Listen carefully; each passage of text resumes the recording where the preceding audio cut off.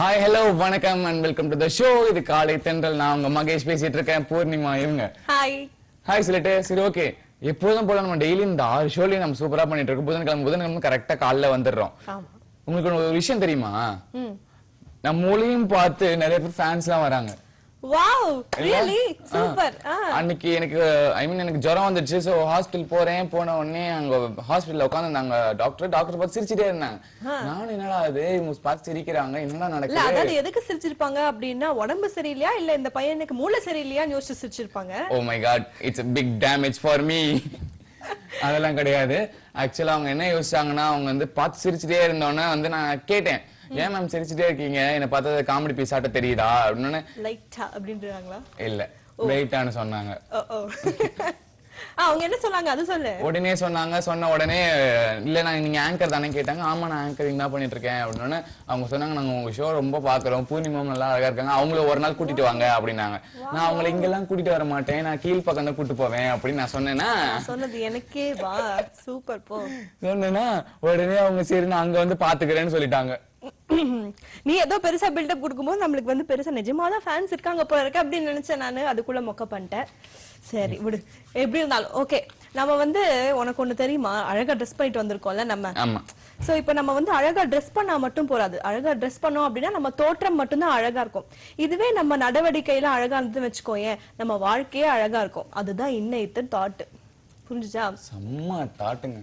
ஆமா வேற level so இப்ப நம்ம வாழ்க்கைக்கு தேவையானது மூணே தான் இல்லையா ஆமா உண்ண உணவு உடுக்க உடை அண்ட் இருக்க இடம் ஓகேவா அதே மாதிரி நம்ம வந்து மனசுலயும் மூணு குவாலிட்டிஸ் தான் வேணும் அது என்ன அப்படிங்கறது நம்ம சிந்தனை செக்மெண்ட்ல பாப்போம் அது நம்மளுக்கு பிரசன்ட் பண்ண வராது ஹாஜா மொய்தீன் சார் அவர் என்ன சொல்றாருன்னு போய் பார்த்துட்டு வந்துடலாமா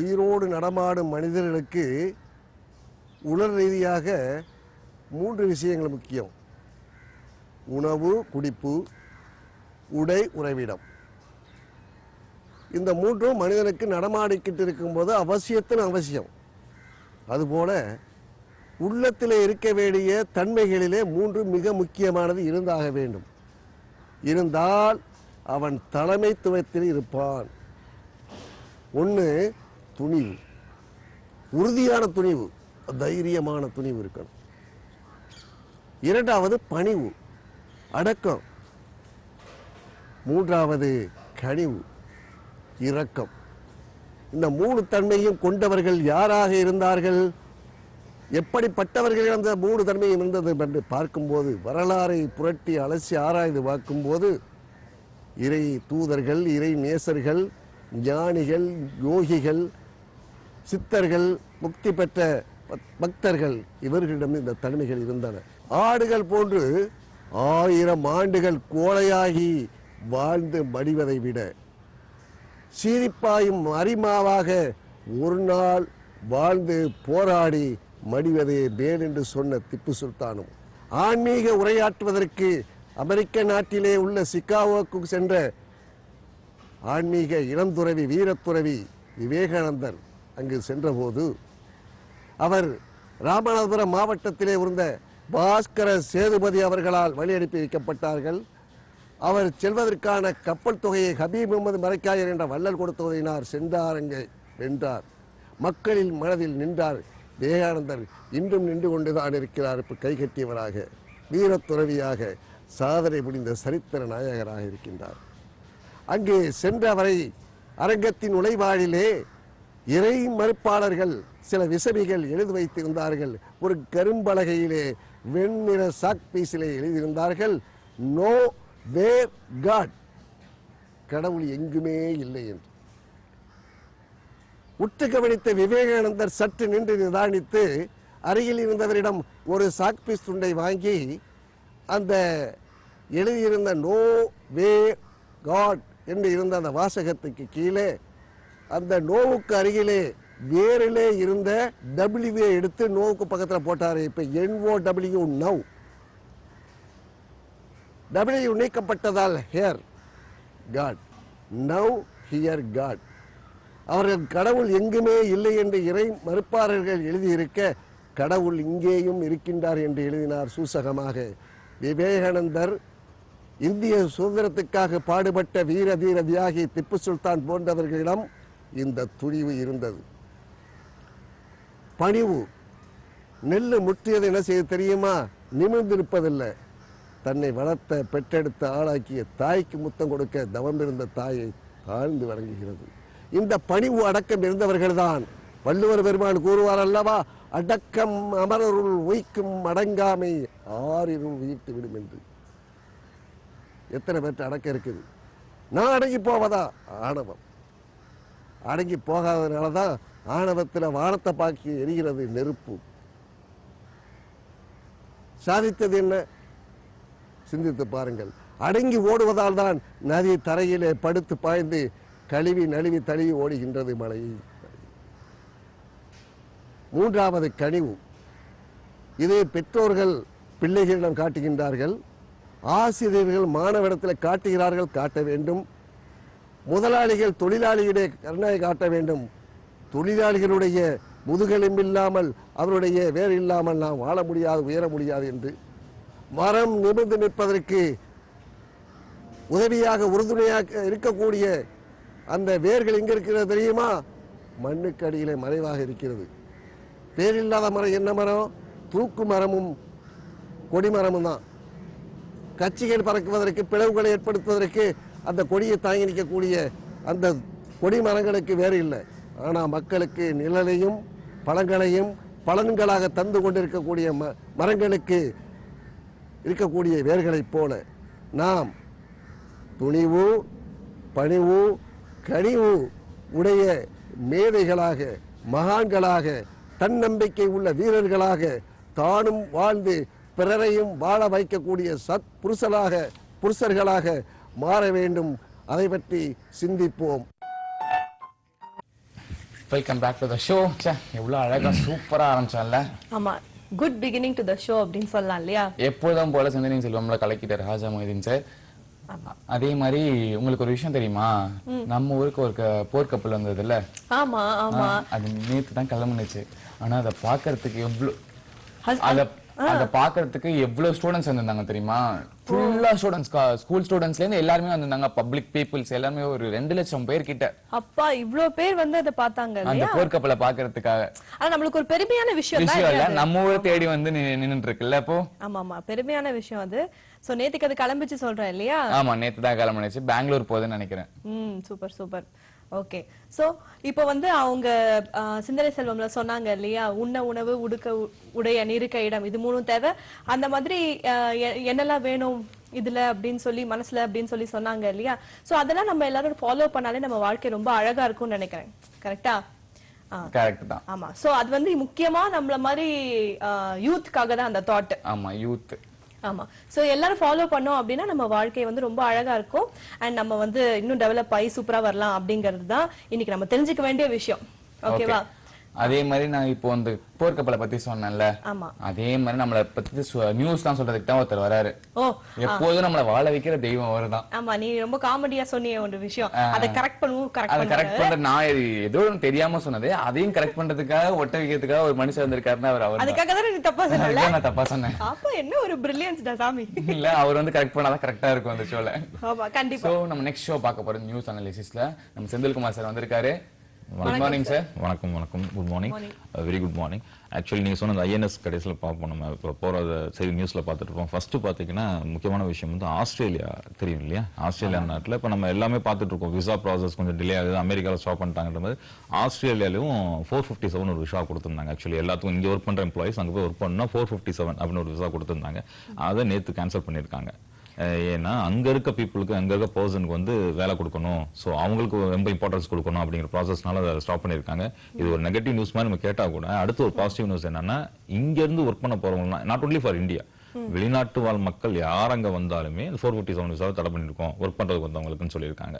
ஸோ அதுக்கடுத்து ஒரு பிளஸ் என்ன சொல்லியிருக்காங்கன்னா, அதுக்கு ஸ்டாப் பண்ணிட்டோன்றதுக்காண்டி யாரும் வர வேணாம் அப்படிங்கிறது கட்டாயம் கிடையாது. இதுக்காக புதிய ப்ரொசீஜர்ல இன்னொரு விசா அறிமுகப்படுத்த போறோம் அப்படிங்கிற ஒரு இன்ஃபர்மேஷனும் சொல்லியிருக்காங்க. இப்போ நம்ம நாட்டுல வந்து பிரெயின் ட்ரெயின் அப்படிங்கிற கான்செப்ட் ரொம்ப பெருசா போயிட்டு இருந்தது இல்லையா? அதாவது நம்ம நாட்டுல இருக்கிற வந்து ரொம்ப புத்திசாலிங்கள்லாம் வந்து வெளிநாட்டுல போய்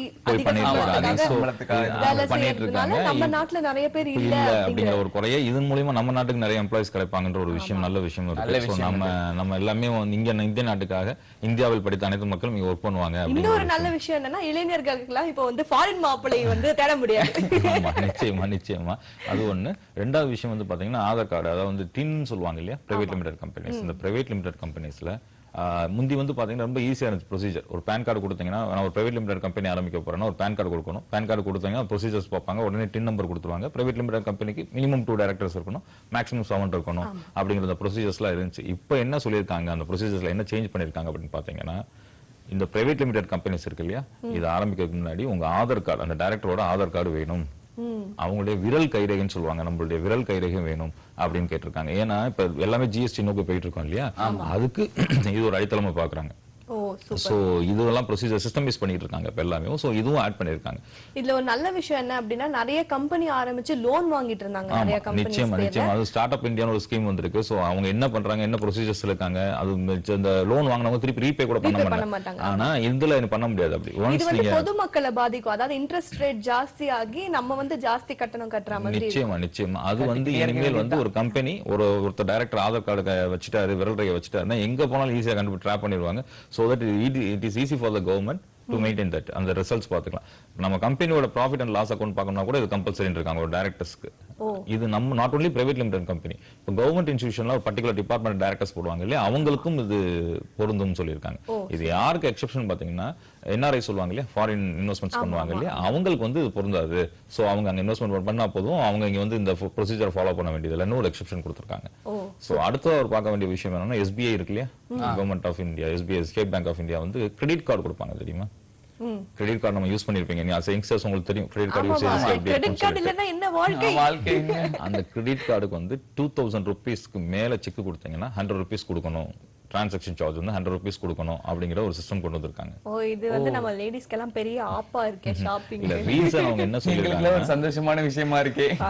நிச்சயமா ஒரு ரீசன் என்ன சொல்லிருக்காங்கன்னா, ஒரு வேலிட் ரீசன் கொடுத்திருக்காங்க. அதாவது வந்து இந்த டயத்துக்குள்ள நீங்க பணம் பே பண்ணணும் அப்படின்னு ஒரு சிஸ்டம் வந்துச்சுன்னா, நம்ம பீப்புள் என்ன பண்ணுவாங்கன்னா, they'll be busy with work, எல்லாமே வந்து ஒர்க்ல பிஸியா இருப்பாங்க. சோ அந்த டயத்துல அவங்க பே பண்ண முடியாதனால செக் ஒரு சண்டே டிராப் பண்ணிட்டாங்கன்னு வச்சுங்களேன், இல்ல சாட்டர்டே டிராப் பண்ணிட்டாங்கன்னு வச்சுங்களேன், அந்த டேட் முடிஞ்சு நெக்ஸ்ட் டே போறப்போ அதுக்கு ஃபைன் கலெக்ட் பண்ண முடியாது. சோ அவங்க கேக்குறப்ப என்ன சொல்றாங்க அப்படின்னா, இல்ல நாங்க தான் செக் அன்னைக்கு டிராப் பண்ணிட்டோம்ல, அப்புறம் நாங்க தரணும் அப்படிங்கிற மாதிரி இந்த பிரச்சனை வந்துட்டு இருக்கு. சோ இதை சிஸ்டமைஸ் பண்றதுக்காக ஒரு வழி அதுன்னு சொல்லியிருக்காங்க. எஸ்பிஐ கார்டு ஹோல்டர்ஸ் இருக்காங்க இல்லையா, அவங்க எஸ்பிஐ அக்கௌண்ட் வச்சிருக்காங்க இல்லையா, எஸ்பிஐ அக்கௌண்ட் வச்சு எஸ்பிஐல கார்டு வாங்கிருக்காங்க இல்லையா, அவங்களுக்கு இந்த பொருந்தாதுன்னு சொல்லியிருக்காங்க. சோ அவங்க செக் வந்து கொடுத்தாலும் அவங்களுக்கு இது பொருந்தாது அப்படிங்கிற ஒரு விஷயத்தை சொல்லியிருக்காங்க. அடுத்ததான் வந்து பாத்தீங்கன்னா, இந்த கிரெடிட் கார்டுல என்ன சொல்றீங்கன்னா, இது வந்து நீங்க செக் போடுற மட்டும்தான், ஆன்லைன்ல டிரான்சாக்ட் பண்றப்போ இந்த சார்ஜஸ் இருக்காது. ஓஹோ, ஓகே ஓகே. சோ இந்த ஒரு இன்ஃபர்மேஷன் சொல்லிருக்காங்க. ஆன்லைன்ல டிரான்சாக்ஷன் பண்றப்போ அந்த சார்ஜஸ் இருக்காதுன்னு சொல்லிருக்காங்க. நீங்க சொன்ன இந்த ஐஎன்எஸ் விஷயத்துக்கு வருவோம், முக்கியமான விஷயம் இல்லையா, ஐஎன்எஸ் சென்னை. அந்த நீங்க சொன்னீங்க 2 லட்சம் பேர் பார்த்துட்டு போயிருக்காங்க அப்படின்னு சொல்லிட்டு, அது ஒரு இன்ஃபர்மேஷன், கரெக்டான இன்ஃபர்மேஷன் தான். நம்ம விளையாட்டுக்கு ஆரம்பிச்சா கூட அது கரெக்டான இன்ஃபர்மேஷன் தான், 2 லட்சம் பேர் பார்த்து போனாங்க.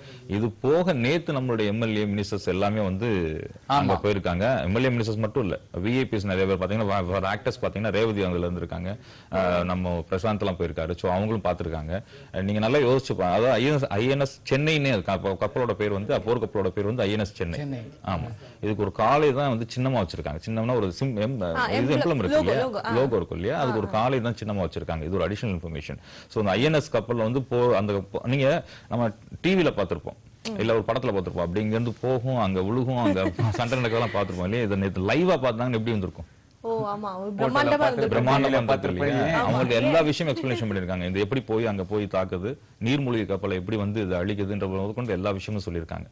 சோ இதுவும் ஒரு நல்ல விஷயம். ஐஎன்எஸ் சென்னை வந்து இன்னைக்கு தான் அது வந்து கிளம்புது, மும்பை நோக்கி போகுது. இன்னைக்கு அது வந்து ஆக்சுவலி இன்னைக்கு தான் கிளம்புது, மும்பை நோக்கி போயிட்டு இருக்கு. மும்பை நோக்கி இல்ல இது ஒரு ரொம்ப பெருமையான விஷயம் சென்னைக்கு, அதுவும் ஒரு போர்க்கப்பல் நம்ம ஊருக்கு வந்தது. ஆமா, ஐஎன்எஸ் சென்னை நம்ம ஊருக்கு தான் வருது. இப்போ நீங்க சொன்னீங்க இல்லையா, நேத்து காமிச்சாங்க, அப்படியே அதான் செய்முறை விளக்கம் மாதிரி. ஆமா, செய்முறை விளக்கம் அவங்க எக்ஸ்பிளனேஷனே காமிச்சிருக்காங்க. சார் இங்க இருந்து இவ்வளவு தூரத்துக்கு போகும், இந்த மாதிரி ஒரு ராக்கெட் வந்து தாக்குன்ற முதற்கொண்டு எல்லாம் காமிச்சிருக்காங்க நேத்து. சோ இன்னைக்கு பேப்பர்லயே அது வந்திருக்கு நம்மளுக்கு. சோ என்னென்ன இன்ஃபர்மேஷன் பண்ணாங்கன்னு சொல்லிட்டு இன்னைக்கு பேப்பர்ல வந்திருக்கு ஐஎன்எஸ் சென்னைங்கிறது. அப்புறம் அடுத்த விஷயம் பாத்தீங்கன்னா, ரெக்ரூட்மெண்ட், ஸ்டாஃப் ரெக்ரூட்மெண்ட். அதாவது வந்து ஆசிரியர் ரெக்ரூட்மெண்ட் வந்து 6390 ஆசிரியர்கள் வந்து ரெக்ரூட் பண்றாங்க கவர்மெண்ட் வந்து. ஓ சூப்பர். சோ யாருக்காவது டீச்சர் ஆகணும் அப்படின்னா பாத்துக்கோங்க, செகண்ட் வீக் வந்து அனௌன்ஸ்மெண்ட் வரும். சோ ஜூலைல வந்து எக்ஸாம் இருக்கு. சாரி ஜூன்ல எக்ஸாம் இருக்கு, ஜூலைல ரிசல்ட் வந்துடுது, ஆகஸ்ட் ரிசல்ட் வந்துடுது, ஜூலைல எக்ஸாம் ஆகஸ்ட் ரிசல்ட் வந்துடுது. இதுல நான் பார்த்ததுல வந்து நிறைய விஷயம் போட்டிருந்தாங்க ஆசிரியர்ல. அதுல சிறப்பு ஆசிரியர் சொல்லிட்டு தையல், ஓவியம், அதுல ஒரு ரெக்ரூட்மெண்ட் நடக்குது. நீங்க அந்த ஒரு 10 இயர்ஸ் பேக்லாம் பாத்தீங்கன்னா ஒரு 1999 1998 பாத்தீங்கன்னா நாங்க படிச்சுட்டு இருக்க காலத்துல ஒவ்வொருக்கும் ஒரு சிறப்பாசிரியர் இருப்பாங்க. ஃபார் எக்ஸாம்பிள் தையலுக்கு ஒருத்தர் வருவாங்க, அவங்க வந்து ஃபீமேலுக்கு வந்து தையல் சொல்லி கொடுப்பாங்க. மேலுக்கு வந்து என்னன்னா தொழில்வாதியார்னு சொல்லி ஒருத்தர் வருவார். அவர் வந்து இந்த மரத்தை வச்சு என்னென்ன பண்றது, சரி சின்ன சின்ன தொழில்கள் எப்படி பண்றதுன்னு சொல்லி அவர் தொழில் வாத்தியார் கத்து கொடுப்பார். ஓவிய வாத்தியார்னு ஒருத்தர் இருப்பார், அவர் வந்து ஓவியம் வரைவது எப்படி, அது ஜென்ரலாவே எல்லா ஸ்டூடெண்ட்ஸ்க்கும் இருக்கும். அப் டு 10th வரைக்குமே ஜென்ரலா எல்லா ஸ்டூடெண்ட்ஸ்க்குமே அந்த பீரியட்ஸ் இருக்கும். சோ இப்ப பாத்தீங்கன்னா விவசாய ஆசிரியர்னு போட்டிருக்காங்க, 25 பேர் அதை ரெக்ரூட்மெண்ட் போட்டுருக்காங்க. யோசிச்சு பாருங்க, ஏன்னா 10th முடிச்சதுக்கு அப்புறம் 130 குரூப்ஸ் இருக்கு. அந்த 130 குரூப்ஸ் நமக்கு தெரிஞ்சது சயின்ஸ், அக்கௌண்ட்ஸ் தான் தெரியும். அதுல 130 குரூப்ஸ் இருக்கு. அதுல விவசாய ஆசிரியர் ஒரு 25 பேர் ரெக்ரூட் பண்றாங்க. சோ மாணவர்களுக்கு விவசாயத்தை பத்தி அறிவை இப்ப கொடுத்திருக்கோம்னா எவ்வளவு பெரிய விஷயம் பாத்துக்கங்க. ஆமா ஆமா ஆமா. இப்போ வந்து அத பத்தி ரொம்ப அவேர்னஸ் கிரியேட் பண்ணனும்னு நினைக்கிறாங்க. அவேர்னஸ் கிரியேட் பண்ணனும், மாணவர்களுக்கு அத பத்தி தெரியணும்ன்றதுக்காண்டி இந்த ஒரு ரெக்ரூட்மெண்ட் போர்டு ஓபன் பண்ணிருக்காங்க. சோ இந்த ஒரு அந்த விவசாய ஆசிரியர்ங்கிறது பெரிய விஷயம் அதுல. சோ அத முக்கியமா நம்ம பார்க்க வேண்டியது இருக்கு. இதுக்கு அடுத்து பாத்தீங்கன்னா ஏப்ரல் 22 ஓட எல்லா எல்லா ஸ்கூல்ஸும் கிளாஸ க்ளோஸ் பண்ணிக்கணும். ஏன்னா வெயிலின் தாக்கம் அதிகமா இருக்கனால முதல்ல வந்து ஏப்ரல் 28 வரைக்கும் இருந்துச்சு. சோ இப்போ கவர்மெண்ட் நேத்து என்ன சொல்லிருக்காங்க அப்படின்னா, இல்ல ஏப்ரல் 22ஆம் தேதியே ஸ்கூல்ஸ் க்ளோஸ் ஆயிரணும். அதுக்கு மேல நம்ம சொல்ற 10th முடிச்சதுக்கு அப்புறம் 11th special class, 12th special class, இதெல்லாம் பிரிட்ஜ் கோர்ஸ் இதெல்லாம் வைக்க கூடாது அப்படின்னு சொல்லி ஸ்ட்ரிக்ட்டா சொல்லிருக்காங்க. அதே மாதிரி ஸ்டூடண்ட்ஸ் கம்பல்சரி பண்ணக்கூடாது, வெயில் காலத்துல வரணும்னு சொல்லி கம்பல்சரி பண்ணக்கூடாது அப்படிங்கிற ஒரு வார்னிங்கும் கொடுத்திருக்காங்க.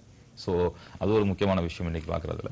இதுக்கு அடுத்து பாத்தீங்கன்னா ஒரு முக்கியமான, நேத்துக்கு கூட வெயில் வந்து 106 இருந்துச்சு. நீங்க ஏன் கேக்குறீங்க, வெயிலோட தாக்கம் 3 நாளாவே வந்து ஆமா, ஞாயிற்றுக்கிழமை கூட 106 தான் இருந்தது. ரொம்ப மோசமா இருந்தது. நேத்துக்கு வாட்ஸ்அப்ல எல்லாத்துலயும் போட்டுட்டு இருக்காங்க. ஆக்சுவலி வந்து வெயில் ஹீட் அதிகமா இருக்கு, தயவு செஞ்சு வெளியில போறவங்க பாத்து போங்க. 11 மணில 12 மணில இருந்து 4 மணி வரைக்கும் எந்த வேலையும் வச்சுக்கிறாதீங்க. சோ வயதானவர்கள் யாராவது போனா கூட துணைக்கு ஒருத்தரை கூட்டு போங்க, குடையை எடுத்துட்டு போங்க, கையில எப்பயுமே தண்ணி பாட்டில் வச்சுக்கங்க அப்படின்னு சொல்லி இன்ஃபர்மேஷன் கொடுத்திருக்காங்க. சோ கவர்மெண்ட் அலாட் பண்ணிட்டாங்க. சோ நம்ம மக்கள் வந்து அதை பத்தி ரொம்ப அவேர்னஸ் இருக்கணும். ஏன்னா இந்த கோடை வெப்பம் வேற, அந்த கோடை வெப்ப காற்று வரும்னு சொல்றாங்க இல்லையா, அது வந்து ரொம்ப டயர்ட் ஆகிரும். எல்லாத்தையும் வந்துட்டு அனல் காற்று வந்து ரொம்ப டயர்ட் ஆகிரும். அதனால கொஞ்சம் பாத்துக்கங்க அப்படிங்கிற ஒரு இன்ஸ்ட்ரக்ஷன் நேத்தே சொல்லிட்டாங்க. இந்த ரஸ்னா ஆட்ல கூட வருமே, அந்த சன் வந்து ஸ்ட்ரா போட்டு உறிஞ்சுற மாதிரி அந்த மாதிரி.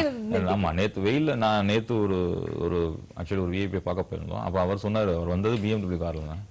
அவர் சொல்றாரு, ஏசி போட்டு வந்தாலே ஹீட் என்னால தாங்க முடியல சார், அவ்வளவு ஹீட் இருக்கு, என்னால டிராவல் பண்ணவே முடியல அப்படிங்கிற மாதிரி அவர் சொல்றாரு. சோ அவ்வளவு சொபிஸ்டிகேட் கார்லயே அவரால் தாங்க முடியலன்றப்ப நம்ம அந்த 12 to 3க்குள்ள சொல்லுவாங்க பிளான் த வாக்னு சொல்லுவாங்க, அந்த ஒர்க்கை வந்து 12 மணிக்குள்ள முடிக்கிற மாதிரி பாத்துக்கணும். சோ 12 to 3ல பெரும்பாலும் வெளியே வராம 4 மணிக்கு மேல அந்த ஒர்க்கை வச்சுக்கலாம். சோ இப்ப வந்து நீங்க இந்த கியூல நிக்கிறது எல்லாம் இல்லாம ஆன்லைன் பேமெண்ட்ஸ்ல முடிஞ்ச அளவுக்கு டிரான்சாக்ஷன் பண்ண பார்க்கணும், அது ஒரு பெஸ்டான விஷயம். சோ நிறைய விஷயம் ஆன்லைன்ல கொண்டு வந்துட்டாங்க, ஆல்மோஸ்ட் எல்லாமே கொண்டு வந்துட்டாங்க. ஆமா. சோ இது ஒரு விஷயம் இன்னைக்கு இருக்கு. இந்த ஒரு விஷயம் பண்ணிருந்தாங்க. அடுத்து வந்து நம்ம IPL 2020 உங்களுக்கு ரொம்ப பிடிச்சமான விஷயம் IPL 2020. ரொம்ப நாளா மக்கள் எங்கிட்டு இருந்தாங்க, எப்படா இந்த கெயில் ஆரம்பிப்பாரு. ஏன்னா கெயில் அப்படிங்கிறது உங்களுக்கு தெரியாது இல்ல, கெயிலோட மேட்ச் அப்படின்னா பயங்கர இன்ட்ரெஸ்டிங். நேத்து பாத்தீங்கன்னா குஜராத்தும் இதுவும் விளையாண்டாங்க, பெங்களூர் ராயல் சேலஞ்சர்ஸ் பெங்களூர் விளையாண்டாங்க. ஓப்பனிங்கா கெயில் வந்தாரு.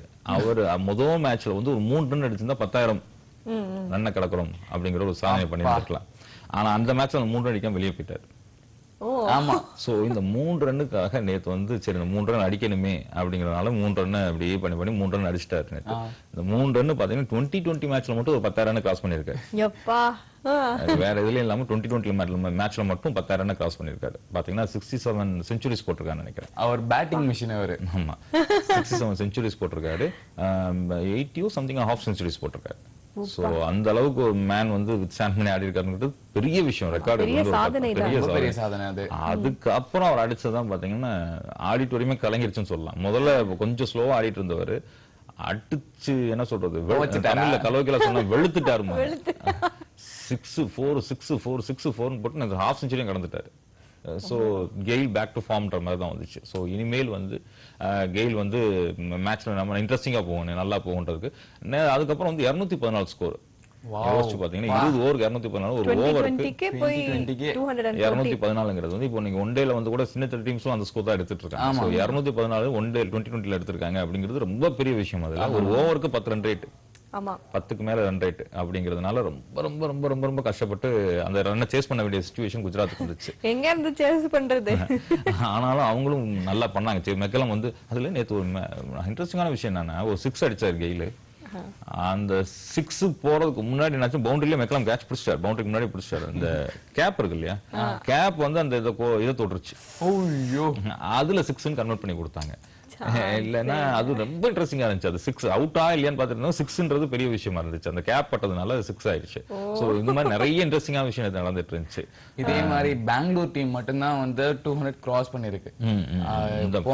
போன ஐபிஎல்ல வந்து கெயில் இது சேர்ந்து 268 ரன் அடிச்சாங்க. வெறும் 7 விக்கெட்டுக்கு 268 ரன் அடிச்சாங்க. இப்போ வந்து ஓபனிங் கெயிலும் விராட் கோலி இருக்கிறதுனால இன்னமும் நல்லா வருவாங்க பெங்களூர் டீம் அப்படிங்கிற ஆரம்பமே அமோகமா இருக்கு. ரொம்ப அற்புதமான விஷயமா இருக்கு. அப்புறம் இன்னொரு முக்கியமான விஷயம், நான் பேசுறப்ப அந்த கான்வர்சேஷன் மறந்துடக்கூடாது. ராஜ் பவன் இருக்கு இல்லையா, கவர்னர் மாளிகை, இது வரைக்கும் வெளியில இருந்து பார்த்துட்டு இருந்தோம் ராஜ் பவன். நேற்று வந்து வித்யாசாகர் ராவ், மதிப்புக்குரிய மாண்புமிகு வித்யாசாகர் ராவ் சார் என்ன சொல்லியிருக்காரு அப்படின்னு பாத்தீங்கன்னா, பொதுமக்கள், அதாவது வெளியிலிருந்து பார்த்துட்டு இருந்த பொதுமக்கள் உள்ளே வந்து பார்வையிடலாம். ஓ சூப்பர், நைஸ் இல்ல அப்படிங்கிற ஒரு தகவல் நல்ல விஷயம். என்னன்னா, இப்ப ராஜ் பவன் வெளிய இருந்து பார்த்துட்டு போயிருக்கோம். ஒரு ஸ்டூடெண்ட்ஸை கூட்டு போயிட்டு இல்ல ஒரு ஸ்டூடெண்ட்ஸ் எக்ஸிபிஷன் மாதிரி போறோம். ஃபர்ஸ்ட் உங்க டீடைல்ஸ் ரெஜிஸ்டர் பண்ணிடணும். அந்த என்கொயரி பேஸ் பண்ணிட்டு அதுக்கப்புறம் ஓகே உங்களுக்கு டேட் கொடுப்பாங்க, டைம் கொடுப்பாங்க, நீங்க வந்து உள்ள வந்து ராஜ் பவனை பாத்துக்கலாம். ஓ இது வெளிநாட்டுலயும் ரொம்ப காமன் இல்லையா? ஒயிட் ஹவுஸ் டூர்லாம் இருக்கும். வெளிநாட்டுல ரொம்ப காமன், எல்லாரும் ஈஸியா போயிட்டு வருவாங்க. சோ ஒயிட் ஹவுஸ் டூர் எல்லாம் இருக்கும். சோ அந்த மாதிரி நம்ம இந்தியாலயும் வந்துட்டு இருக்கு. தமிழ்நாட்டிலயும் வந்துட்டு இருக்கு அப்படிங்கறதுதான். தமிழ்நாட்டுல வந்து மக்கள் பார்க்கலாம். ஏன்னா கோடை காலத்துல வந்து மக்கள் பார்க்க போறோம் இல்ல வேற ஏதாவது போறோம்னு சொல்லுவாங்க. சோ அந்த டயத்துல வந்து இந்த இன்ஃபர்மேஷன் எடுத்துக்கிட்டாங்கன்னா அவங்க அந்த வெப்சைட்ல போய் ரெஜிஸ்டர் பண்ணிட்டாங்கன்னா சோ அன்னைக்கு போய் ராஜ் பவனை சுத்தி காட்டலாம். ஓ சோ இது வெப்சைட் தான், போயிட்டு நம்ம ஃபார்ம் சப்மிட் பண்ணி அந்த மாதிரிலாம் ஒண்ணும் கிடையாது. வெப்சைட்ல உங்க டீடைல்ஸ் கொடுக்கணும், பேஸ் அந்த டீடைல்ஸ் வந்துட்டு நீங்க வந்து பண்ணணும் அப்படிங்கிற மாதிரி சொல்லியிருக்காங்க. சோ இது ஒரு முக்கியமான விஷயம், அது பார்க்கப்படுது. சோ இன்னைக்கு பார்த்த ஒரு 5 விஷயம் 6 விஷயம் பார்த்திருக்கோம் இல்லையா? 6 விஷயத்துல அப்படியே சொல்லிடலாம் நம்ம. திரும்பி ஒரு ஃப்ளோல போயிடுவோம். ஆமா, திருப்பி முதல்ல ஒரு பார்த்துருவோம். அந்த 5 விஷயத்தை ஒரு வாரம் பார்த்துருவோம். ஃபர்ஸ்ட் விஷயம் நம்ம சொன்னது என்னன்னா, டைரக்டர்ஸ் டின் நம்பர்ஸ் வந்து சொல்லிட்டு இருந்தோம். டின் நம்பர்ஸ் வந்து இனிமே ஈஸியா யாரும் பிரைவேட் லிமிடெட் கம்பெனி ஆரம்பிக்க முடியாது. நான் ஆரம்பிச்சேன் டக்குன்னு ஒண்ணேன் அப்படிங்கிற விஷயம் இருக்கக்கூடாது. அதுக்கு ஒரு சிஸ்டமேட்டிக் ப்ரொசீஜர் இருக்கு. அந்த சிஸ்டமேட்டிக் ப்ரொசீஜர்ல 2 விஷயம் நீங்க கொடுக்கணும். ஒன்னு வந்து பாத்தீங்கன்னா உங்க ஆதார் கார்டை கொடுக்கணும், பர்சனல் ஆதார் கார்டு கொடுக்கணும். 2வது விஷயம் பாத்தீங்கன்னா உங்க விரல் ரேகையை பதிவு பண்ணணும். அது இருந்தா மட்டும் தான் கொடுப்போம். இது வெளிநாட்டு இந்தியர்களுக்கு மட்டும் தான் எக்ஸெப்ஷன் அப்படிங்கறது சொல்லியிருக்காங்க. 2வது விஷயம் கடன் அட்டை. அந்த கடன் அட்டைங்கிறது பாத்தீங்கன்னா, அந்த நீங்க கிரெடிட் கார்டு எஸ்பிஐ பேங்க்ல யார் வாங்கியிருக்காங்களோ, இப்ப நான் வந்து ஒரு பிரைவேட் பேங்க்ல அக்கௌண்ட் வச்சிருக்கேன், நான் வந்து கிரெடிட் கார்டு எஸ்பிஐ வாங்கியிருக்கேன் அப்படிங்கிற பட்சத்தில் அந்த கிரெடிட் கார்டு பேமெண்ட் பண்றப்போ உங்க செக் கொடுத்தீங்கன்னா 100 rupees 2000 rupeesக்கு மேல நீங்க எவ்வளவு செக் கொடுக்கலாம் 100 rupees ப்ராசஸ் ஃபீ எடுத்துக்கோன்னு சொல்லியிருக்காங்க. சோ இது வந்து செக்குக்கு மட்டும் தான், கொடுத்தவங்களுக்கு ஆன்லைன் டிரான்சாக்ஷன் கிடையாது. சோ இது ஒரு இன்ஃபர்மேஷன். இதே வந்து எஸ்பிஐ அக்கௌண்ட் ஹோல்டர்ஸ் அந்த கிரெடிட் கார்டு வச்சிருந்தாங்க அப்படின்ற பட்சத்தில் அவங்க வந்து அது அவங்களுக்கு வந்து இது கிடையாது அப்படிங்கிற சொல்லியிருக்காங்க. முதல்ல சொன்னது ஃபாரின் வியூவர்ஸ்க்கும் அந்த ஐஎஸ் இதுல வந்து சொன்னது அக்கௌண்ட் வந்து ஃபாரின் வியூவர்ஸ்க்கும் கிடையாதுன்னு சொல்லியிருக்காங்க. 2வது விஷயம். 3வது விஷயம் வந்து நம்ம பார்த்தது முக்கியமான விஷயம், இந்த எக்ஸாம். அந்த ஆசிரியருக்கான தகுதி தேர்வு சொல்லியிருக்கோம் இல்லையா? அந்த ஆசிரியருக்கான தகுதி தேர்வு வந்து 690 ஆசிரியர்களை ரெக்ரூட் பண்ண போறாங்க. சோ அது ஒரு விஷயம் பாக்குறோம். அந்த ஒரு விஷயத்துல வந்து அந்த விவசாய ஆசிரியர் சொன்னோம் இல்லையா, அது வந்து ஒரு நல்ல விஷயம், அதுவும் பார்க்கணும். பிளஸ் ப்ரொஃபசர்ஸும் அதில் ரெக்ரூட் பண்றாங்க. சோ இந்த வருஷத்துல வந்து ப்ரொஃபசர் ரெக்ரூட் பண்றாங்க. சோ அது ஒரு விஷயம் இருக்கு. 4வது நம்ம பார்த்த விஷயம் வந்து T20க்கு முன்னாடி ஒரு விஷயம் பார்த்தோம் இல்லையா, அந்த அமெரிக்கா சாரி ஆஸ்திரேலியா அது வந்து 457 சொல்லி அது பேன் பண்ணிருக்காங்க. சோ அந்த ஒரு விஷயத்தை வந்து நம்ம இன்ஃபர்மேஷனா கொடுக்கணும் ஆடியன்ஸ்க்கு, நம்ம புதிய வியூவர்ஸ்க்கு அது இன்ஃபர்மேஷனா கொடுக்கணும். 457 அந்த இது பண்ணிருக்காங்கன்னு சொல்லிட்டு அதுவும் சொல்லியாச்சு. பட் புது சிஸ்டம் கொண்டு வர போறாங்க, வர்றவங்களுக்கு ஒரு புது சிஸ்டம் கொண்டு வர போறாங்க அப்படிங்கிற ஒரு அடிஷனல் தகவலும் சொல்லியாச்சு.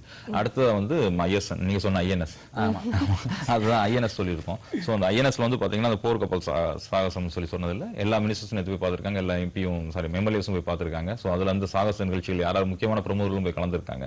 சோ அந்த விஷயத்தையும் நம்ம பார்த்திருக்கோம் இன்னைக்கு. Last but not least IPL பார்த்திருக்கோம். சோ இன்னைக்கு நிறைய விஷயம் அழகா பார்த்திருக்கோம் இல்லையா? சோ இந்த மாதிரி எக்கச்சக்கமான விஷயங்கள் நம்மளுக்கு இன்னும் ஷோல காத்துட்டு இருக்கு, இன்னும் நிறைய காத்துட்டு இருக்கு. ஆமா, சோ அதெல்லாம் பார்க்கிறதுக்கு முன்னாடி ஒரு சின்ன பிரேக் போயிட்டு வந்துடலாம். இன்னைக்கு எங்களுக்கு வந்து இந்த மாதிரி நியூஸ் சொன்னதுக்கு ரொம்ப தேங்க்யூ சார். Thank you sir. நன்றி. தேங்க்ஸ். சோ ஆண்டாண்டு காலமா ஆத்மார்த்தமான சேவை, எத்தனை வருஷம் தான் ஆனாலும் அதே இளமை, எதுலயும் ஒரு ஸ்பீட், மாடர்ன், ட்ரெண்டி, மொத்தத்துல ரொம்ப யூத்ஃபுல். சிட்டி யூனியன் பேங்க், ராசியான பேங்க், ஈஸியான பேங்க்.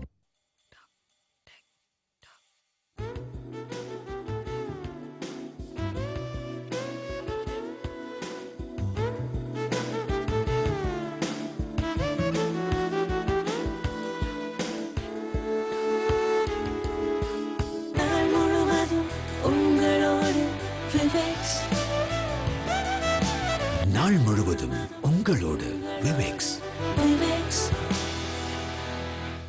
உங்கள் கனவு இல்லத்தை இந்தியன் பேங்க் ஹோம் லோனுடன் நினைவாக்குங்கள். இந்தியன் பேங்க் ஹோம் லோனில் 1 லட்சத்திற்கான லோன் இஎம்ஐ இப்பொழுது வெறும் ரூபாய் 776 மட்டுமே. 5 வருட மொத்த வருமானத்தை கடனாக பெறலாம். ஆண்டாண்டு காலமா ஆத்மார்த்தமான சேவை.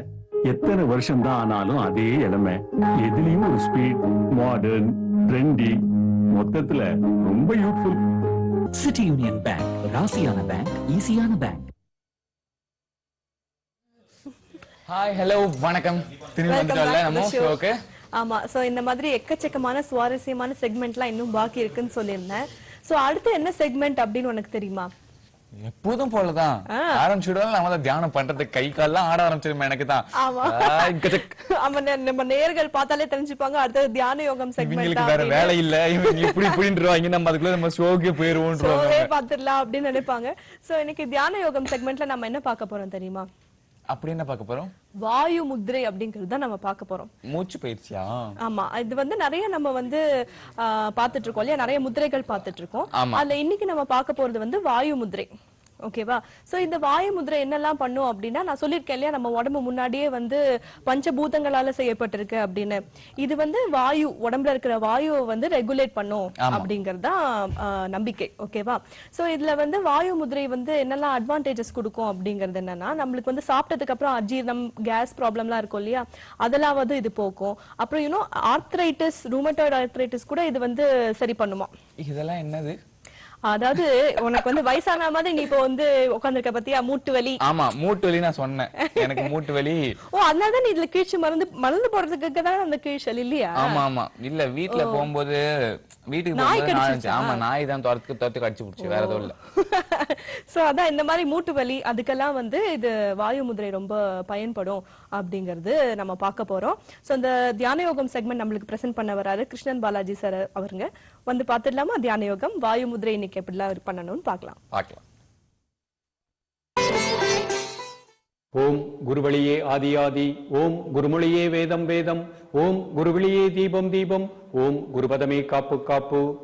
புதிய தொலைக்காட்சி நேயர்கள் அனைவருக்கும் பணிவான காலை வணக்கம். தியான யோகத்திலே இன்றைய தினம் நாம் முதிரைகளை பார்த்து கொண்டு வருகின்றோம். அந்த வகையிலே வாயு முதிரை என்ற ஒரு முதிரையை பற்றி சற்று சிந்திப்போம். பொதுவாக நம்முடைய உடல் இயக்கம் நம்முடைய தசவாயுக்களை மையமாக வைத்துத்தான் அமைந்திருக்கின்றது. நம்முடைய உடலிலே கழிவுகள் சரியான முறையிலே வெளியேறினால் நம்முடைய உடல் உள்ளுறுப்புகள் அனைத்தும் சிறப்பாக இயங்கக்கூடிய நிலை கிடைக்கின்றது. அந்த நிலையிலே மாறுபாடுகள் ஏற்படுகின்ற பொழுதும் நம்ம உடலிலே பல வகையான வியாதிகள் வரக்கூடிய நிலை ஏற்படுகின்றன. இந்த நிலையிலே இந்த முத்திரை அந்த வகையான பிரச்சனைகளுக்கு முழுமையான ஒரு தீர்வு கிடைக்கக்கூடிய முத்திரையாகும் இந்த முத்திரை.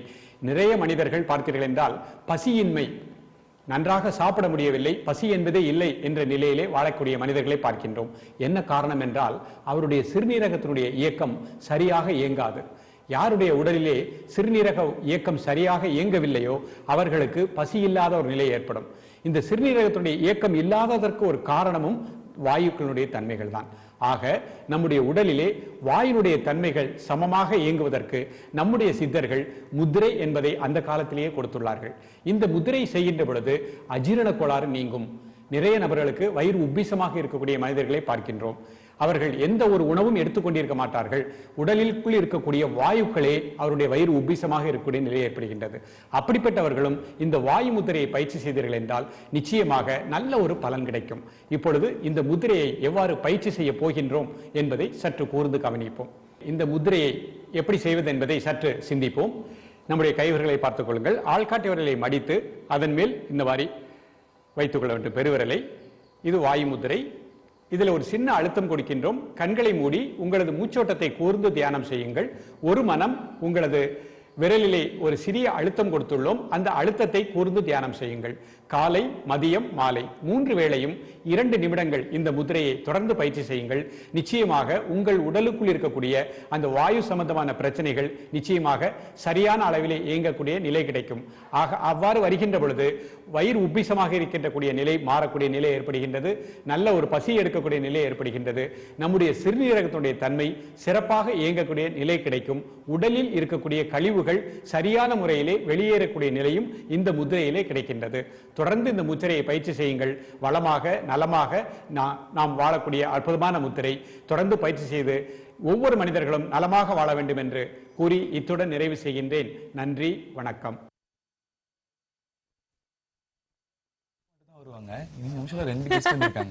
வணக்கம், welcome back to the show. இல்ல எவ்வளவு அழகா போச்சுல ஷோ. ஆமா, எப்போதும் போல தியானம் அழகா பாத்துட்டோம். அவ்வளவு அழகா சூப்பரா ஒரு இன்ட்ரோ பக்காவா கொடுத்தாங்க. ஆமா, எப்போதும் போல இன்னைக்கு ஒரு ஆசனம் தெரிஞ்சுக்கிட்டோம். கரெக்ட். ஆமா, அதாவது மூச்சு பயிற்சி அது. ஆமா, சோ நம்ம வந்து இந்த மாதிரி பண்ணோம் அப்படின்னா என்னெல்லாம் பெனிஃபிட்ஸ்னு கூட நம்ம பாத்துருக்கோம் நம்ம தியான யோகம் செக்மெண்ட்ல. கரெக்ட்டா? ஓகே, சோ வந்து உடம்புக்கு நம்ம பாத்துட்டோம். இப்போ வந்து நம்ம மனசுக்கு சந்தோஷமா ஏதாவது பார்க்கணும் இல்லையா? எப்போதுமே நம்ம ஷோல வந்து ஒரு கெஸ்ட் தான் வருவாங்க. இன்னைக்கு 2 பேர் வந்திருக்காங்க. ஓ, 2 பேரா? ஆமா, 2 பேர் வந்திருக்காங்க. அதுல ஒருத்தர் குட்டியா ஒருத்தர் வந்திருக்காங்க, ஒருத்தங்க பெரிய இவங்க தான். அவங்கள பத்தி சொல்லணும்னா வந்து அவங்க 24 இயர்ஸா இருக்காங்க. அவங்க கவிதை, சிறுகதை அப்படி நிறைய இன்னும் சொல்லிக்கிட்டே போலாம் அவங்கள பத்தி. மல்டி ஃபெசட்டட் சொல்லலாம் இல்லையா? 100% அவங்க பேசும்போதே தெரியும். ஐயோ சார், போன வாரம் நம்ம கிட்ட இப்படி பேசினாங்க, இப்படி அதே மாதிரி தான் இருக்கும். அவங்க கிட்ட பேசிட்டே இருக்கணும் போல தோணும். சோ நம்ம எப்போதுமே ஒரே ஒரு கெஸ்ட் தான் இன்டர்வியூ பண்ணுவோம். ஆனா இந்த தடவை 2 டஃப்பா இருக்கும். டஃப்பா இன்டர்வியூ பண்ணோம். 2 பேரையும் மாத்தி இன்டர்வியூ பண்ணோம்ல. சோ நம்ம ஷோக்குள்ள போயிடலாம். நம்ம யாருன்னு பாப்போம். அதை விட ரொம்ப வித்தியாசமா, நீ சொன்னல 2வது கெஸ்ட், அவங்க ரொம்ப வித்தியாசமா இருக்காங்க. அவங்கள பார்க்கணும்னு எனக்கு ரொம்ப ஆசையா இருக்கு. அதே மாதிரி கியூட்டாவா இருக்காங்க. ஆமா, கண்டிப்பா போய் பார்த்துடலாமா? பார்த்துட்டு வந்துடலாம். வணக்கம் மேடம். வணக்கம், என்னோட பேர் பிரியசகி. இது என்னோட ஃப்ரெண்டு சகா. சகா, என்ன ரொம்ப தலையை குனிஞ்சிட்டு இருக்க? எல்லாருக்கும் வணக்கம் சொல்லு. சகா வணக்கம். சகா வணக்கம். இந்த அம்மா மட்டும் எனக்கு வணக்கமே சொல்ல மாட்டாங்க. ஏங்கா ஒழுங்கா சொல்லலையாமக்கா? சொல்லுங்கக்கா. இந்த இவ்வளவு அழகான ஒரு பொண்ணை பார்த்து அம்மான்னு சொல்ற. எனக்கு வணக்கம் சொல்லணும், நான் ஆண்டின்னு சொல்லுவேன், பாட்டின்னு சொல்லுவேன். ஐயோ, வணக்கம் வணக்கம் வணக்கம் வணக்கம். சரி, உங்க பேர் என்ன? சகினா நான் சகா, ஆனினா நான் டோனி. அடேங்கப்பா. சரி, உங்களை வீட்ல எப்படி கூப்பிடுவாங்க அது சொல்லுங்க. நான் பக்கத்துல இருந்தா மெல்லமா கூப்பிடுவாங்க, தூரமா இருந்தா சத்தமா கூப்பிடுவாங்க. ஐயோ, என்னை விட பெரிய மொக்கையா இருக்கு. ஏன்டா ரொம்ப மொக்க போடுறியாம பாரு, உன்னை விரட்ட போறாங்க இப்போ. என்ன சகா, இந்த அக்கா கிட்ட பேசாத நீ. சரி சகா, நீ இப்ப என்ன பண்ணிட்டு இருக்க? படிக்கிறியா? நான் ஸ்கூலுக்கு அனுப்புனாங்க. ஆனா எனக்கு மண்டையில படிப்பே வரல, மகேஷ் மாதிரி. இதுல என்ன இருக்கு, நமக்குதான் படிப்புதான் வராது, போட்டுக்க. மகேஷ், நீ என்ன மாதிரி நல்லா பேசுற. நானு நல்லா மரம் ஏறுவேன், நல்லா பேன் போவேன். அது கூட அவரை மாதிரி தான் பண்ற நீ. கரெக்டா? அவரும் பேன்லாம் பாப்பாரா? ஆமா, பக்கத்துல உட்கார்ந்துருக்காங்க, மண்டை பிடிச்சு நீ பேன் பக்கத்து தான் வேலை. ஆனா என்கிட்ட இருக்க அந்த டேலண்ட் எல்லாம் யாரும் பெருசா எடுக்க மாட்டாங்க. எனக்கு படிப்பே வரல, மண்டையில கொட்டினாரா, நான் வாத்தியார கட்சி விட்டு ஓடியான்ட்டேன். போட்டுக்க, நான் எங்க வாத்தியார கள்ளத்துக்கு அடிச்சுட்டு ஓடியாந்தேன். ஒரு இப்போ வரைக்கும் பார்த்தா டே செங்கல் செய்யணும் பாரு என்ன பார்த்து. நீ சகா மாதிரிதான். பரவாயில்லையா? பரவாயில்ல சகா, உனக்கு ஒரு ஃப்ரெண்டு கிடைச்சிட்டாரு மகேஷ், உனக்கு ஏத்த ஜோடி தான். ஆமா, நீ நானும் கப்பல கை கோத்துட்டு வா, பீச் வரும் போவோம். உன்ன மாதிரி ஒருத்தர் இருந்தான்னா பக்காவா இருக்கும், யாரும் வாயை திறக்க மாட்டாங்க. சரி, நீ நல்ல கதையெல்லாம் சொல்வியாமே. கதை சொல்லவா? கதை சொல்லு. டேய், கதை சொல்லனா நான் ஒரு நல்ல கதையா சொல்ல. ஒரு ஊர்ல ஒரு பாட்டி வடை சுட்டாங்களாம். டேய், பாட்டி வடை சுட்ட கதை எங்களுக்கு எல்லாம் தெரியும், தெரியாதாம்மா? ஐயோ, காலமா கேட்டுட்டு இருக்கேன், பொண்ணு கூட அதுதான் சொல்றேன். சரி, அப்ப புதுசா ஒரு கதை சொல்லு. புதுசா ஒரு ஊர்ல புதுசா ஒரு போட்டி.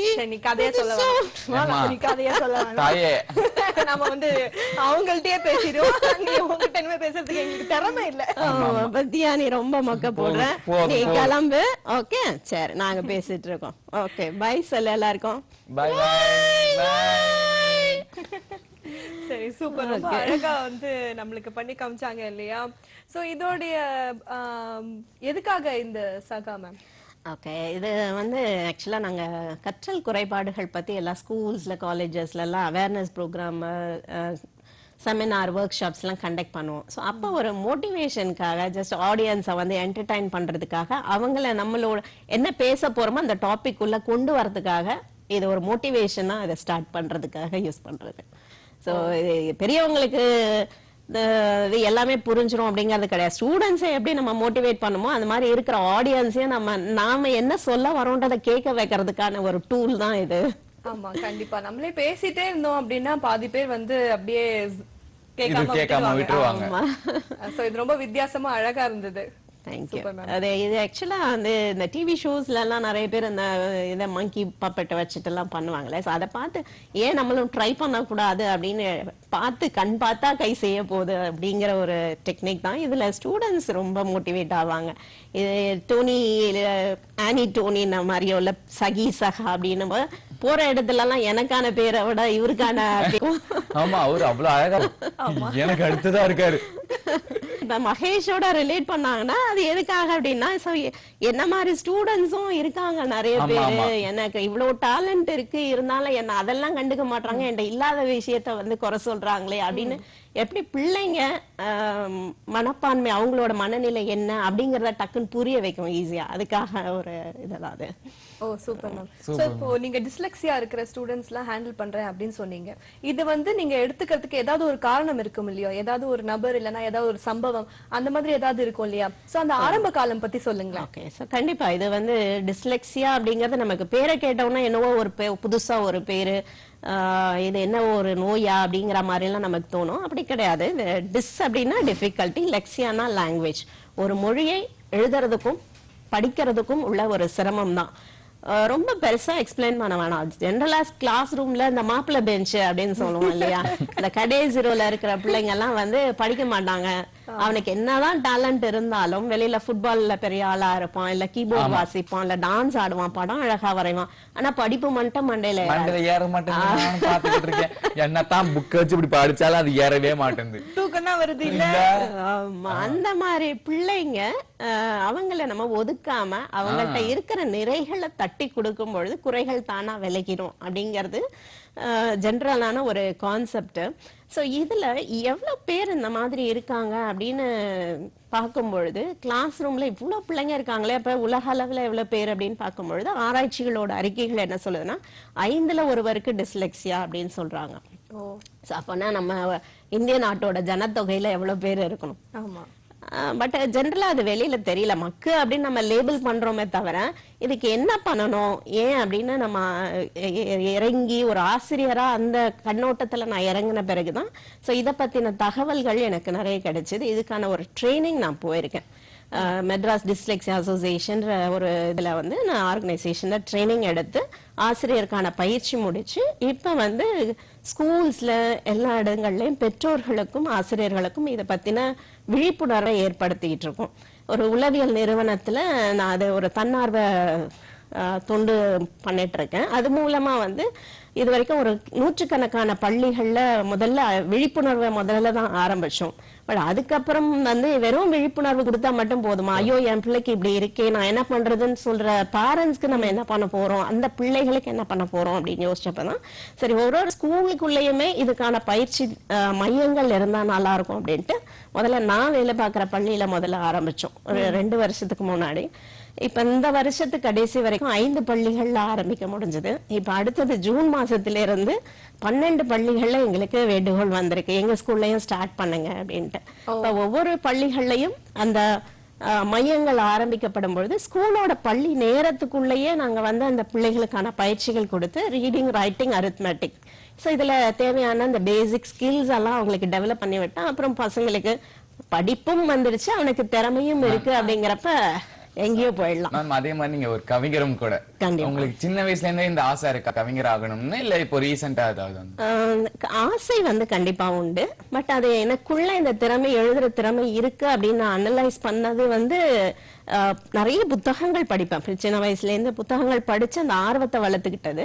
பட் ஆசிரியரா ஆன பிறகுதான் எனக்கு நிறைய வாய்ப்புகள் கிடைச்சது. ஸ்கூல்ல விழாக்கள்ல மேடைகள்ல பேச்சாளரா இல்ல எம்சி பண்ணும்பொழுது அந்த மாதிரி வாய்ப்புகளை நான் பயன்படுத்திட்டு எழுத ஆரம்பிச்சேன். அதுக்கப்புறம் அந்த எழுத்து துறைக்குள்ள அப்படியே போய் இப்ப வந்து சாகித்ய அகாடமிக்குள்ள பேச்சாளரா கூப்பிடுற வரைக்கும் வந்திருக்கேன். சோ எழுத்துத்துறைக்குள்ள அப்படியே போயிருக்கேன் அப்படின்னு சொல்றீங்க. சோ நீங்க நிறைய வந்து புத்தகங்களும் எழுதிருப்பீங்க இல்லையா? ஆமா. சோ என்ன மாதிரி புத்தகங்கள்லாம் எழுதிருக்கீங்க? கவிதைகள் நிறைய, என்னுடைய கவிதை தொகுப்புகள் நிறைய வெளியே வந்திருக்கு. சிறுகதைகள் நிறைய எழுதியிருக்கேன். கூடிய விரைவில் அதோட தொகுப்புகளும் வெளியிட பட் சிறுகதைகள் நிறைய வந்து பிரைஸ் வின்னிங் சிறுகதைகள் தான், எழுதப்பட்ட சிறுகதைகள் நிறைய வந்து பரிசுகள் வாங்கியிருக்கு. இப்ப இந்த டிஸ்லெக்சியா பத்தி எழுதின இந்த கசக்கும் கல்வியும் கற்கண்டாகும் இந்த புத்தகம் தமிழ்ல வெளிவந்த முதல் புத்தகம். டிஸ்லெக்சியா பத்தின தமிழ்ல முதல் புத்தகம் இதுதான். இது இப்ப ரீசெண்டா 3 அவார்டு வாங்கியிருக்கு. ஓ சூப்பர் சூப்பர், வெரி நைஸ். ரொம்ப இந்த புக்கை வந்து நீங்க எடுத்து நம்ம நேயர்களுக்கு காட்டுங்க. டோனி கொன்னார் கீழே உட்கார். டோனி பாய் நீ என் பக்கத்துல வா. டோனி இங்க கொடுங்க. டோனி இங்க வா. ஒரே இனம் இனத்தோட சேரும் அப்படின்றத நிரூபிச்சிட்டாரு. ஓகே, முன்னோர்கள் ஞாபகம் வந்துருச்சு என்னவோ மகேஷ்க்கு. ஓகே, சோ இந்த புத்தகம் தான் வந்து தமிழ்ல கற்றல் குறைபாடுகள் பத்தின முதல் தமிழ் புத்தகம். இது வந்து இப்ப ரீசெண்டா 3 அவார்டை வின் பண்ணிருக்கு. கற்றல் குறைபாடுகள் பத்தின அத்தனை தகவல்களும் இந்த புத்தகத்துல இருக்கு. சோ குழந்தைகளுக்கு என்ன அறிகுறிகள் இருக்கும், அத பேரண்ட்ஸ் வந்து எப்பத்துல இருந்து ஐடென்டிஃபை பண்ண முடியும். ஸ்கூலுக்கு போனாதான் படிப்பு, எழுத படிக்க தெரியலனாதான் கற்றல் குறைபாடுன்னு இல்லை. பெற்றோர்களுக்கு இதை பற்றின விழிப்புணர்வு இருந்தா குழந்தை பிறந்ததுல இருந்து அந்த ஒவ்வொரு மைல்ஸ்டோனும் வச்சு அதோட வளர்ச்சி நிலைகள் வச்சு அதுல பின்தங்குதா அப்படிங்கறத வச்செல்லாம் குழந்தைங்களோட பின்னாடி ஸ்கூல் போற ஏஜ்ல அவங்களுக்கு இந்த குறைபாடு வருமா அப்படிங்கறத நம்மளால கண்டுபிடிச்சிட முடியும். சோ அது இப்படி கண்டுபிடிச்ச பிறகும் எப்படி அவங்கள அப்ரோச் பண்ணணும், அவங்கள எப்படி சொல்லி கொடுக்கணும் அப்படிங்கறது ஆசிரியர்களுக்கு அது தேவையான தகவல்கள் இருக்கு. அவங்களுக்கு வேற மாதிரியான பயிற்சிகள் ஏதாவது தேவைப்படுமா, சென்சரி இன்டகிரேஷன் ப்ராப்ளம் இருந்தா அதுக்கு என்ன பண்ணணும், ஆக்குபேஷனல் தெரபிஸ்ட அணுகணும். சோ இதெல்லாம் வந்து முழுமையான தகவல்கள் இருக்கக்கூடிய ஒரு புத்தகம். ஓ ரொம்ப அற்புதம் மேம், ரொம்ப அழகான விஷயம் பத்தி எழுதிருக்கீங்க இல்லையா? ஆமா. அதே மாதிரி நீங்க அதுக்கு அவார்ட்லாம் வாங்கிருக்கீங்களா மேம்? ஆமா, இதுக்கு 3 அவார்டு இப்ப ரீசெண்டா கிடைச்சது. NCBH நியூ செஞ்சுரி புக் ஹவுஸோட சிறந்த அறிவியல் நூல் அப்படிங்கிற ஒரு அவார்டு இது கிடைச்சது. பட் அறிவியல் நூல்னா பயப்பட வேண்டிய அவசியம் கிடையாது. இது அறிவியல் தகவல்களை ஒரு நாவல் மாதிரி எளிமையா கொண்டு போற பேச்சு தமிழ்ல இருக்கக்கூடிய விஷயம். ஓ சூப்பர் மேம். சோ இன்னும் தொடர்ந்து உங்க கூட நிறைய பேச வேண்டிய விஷயம் இருக்கு. அதுக்கு முன்னாடி ஒரு சின்ன பிரேக் எடுத்துக்கலாம். நம்ம பிரேக் எடுத்துட்டு வந்து இன்னும் நிறைய பேசலாம். கண்டிப்பா. நாங்க பிரேக் முனைவர் VPMM சங்கர் தலைமையில் முனைவர் பழனிச்செல்வி சங்கர் வழிகாட்டுதலில் VP முத்தையா பிள்ளை மீனாட்சி அம்மாள் மகளிர் கல்விக் குழுமம் கிருஷ்ணன் கோவில் Srivilliputhur, VPMM IT park, VPMM arts and science college, VPMM பொறியியல் கல்லூரி, VPMM கல்வியியல் கல்லூரி, VPMM ஆசிரியர் பயிற்சி கல்லூரி, VPMM செவிலியர் கல்லூரி, VPMM ஆர்க்கிடெக்சரல் கல்லூரி, VPMM மெட்ரிகுலேஷன் மேல்நிலைப் பள்ளி, VPMM Aerokids international pre school, இவற்றுக்கெல்லாம் சிகரமாக VPMM மெடிக்கல் ஃபவுண்டேஷன் எல்லாம் நிறைந்தது மகளிர் கல்விக்கென சிறந்தது. VPMM மகளிர் கல்விக் குழுமம் கிருஷ்ணன் கோவில் ஸ்ரீவில்லிபுத்தூர். தொலைபேசி இலக்கம் 0456328911 மற்றும் 045632890001. வாருங்கள் பெண்களே, ஜெயித்து காட்டுவோம். உங்கள் கனவு இல்லத்தை இந்தியன் பேங்க் ஹோம் லோனுடன் நினைவாக்குங்கள். இந்தியன் பேங்க் ஹோம் லோனில் 1 லட்சத்திற்கான லோன் EMI இப்பொழுது வெறும் ரூபாய் 776 மட்டுமே. 5 வருட மொத்த வருமானத்தை கடனாக பெறலாம். அழகு புன்னகை மெல்லிய மெல்லிய இனிய இனிய இந்த அழகு புன்னகை, அழகு புன்னகை மெல்லிய மெல்லிய அழகு புன்னகை. உங்களின் அனைத்து கனவுகளும் புன்னகையாக மலரும் KVB லோன்கள் 100 ஆண்டுகளாக. அழகு புன்னகை.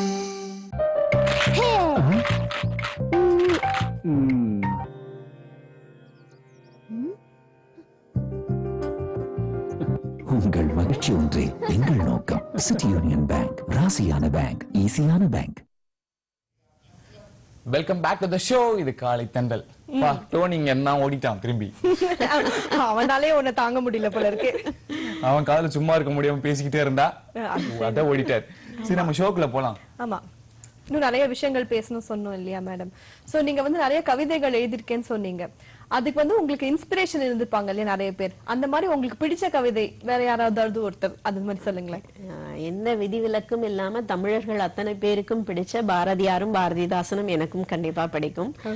தேடி நிதன் சொருத்து அந்த கவிதைகள் வந்து எல்லாருக்குமே உணர்வுகளை ஊட்டக்கூடியது. ஒரு என்ன செய்யணும், நான் எல்லாரும் மாதிரி நான் சாதாரணமா இருந்துட மாட்டேன் அப்படிங்கிறது ஒரு ஊக்கத்தை கொடுக்கக்கூடியது. அப்படின்னாலும் எனக்கு அவங்களுக்கு அடுத்தபடியா எனக்கு மேத்தா அப்துல் ரஹ்மான் இவங்களை ரொம்ப பிடிக்கும். ஏன்னா எந்த விதமான காம்ப்ரமைஸும் இருக்காது. நான் சொல்ல வேண்டிய விஷயம் இதுதான், நீ கேட்டா கேளு கேட்காடி போ அப்படிங்கிற மாதிரியான ஒரு கவிஞர்கள் அவங்கள எனக்கு ரொம்ப பிடிக்கும். ஸோ சமுதாயத்துக்கு தேவையான, சமுதாயத்துல இருக்கக்கூடிய பிரச்சனைகளை எந்த சமரசமும் இல்லாம வெளிப்படுத்தக்கூடிய ஒரு கவிஞர்கள் அப்படின்னா அவங்கதான். ஸோ என்னோட கவிதைகளும் பெரும்பாலும் வந்து ஒரு உளவியல் சார்ந்ததா, கதைகளோ சிறுகதைகளோ கவிதைகளோ எதுவா இருந்தாலும் இந்த கல்வி உளவியல் சார்ந்து இருக்கும்.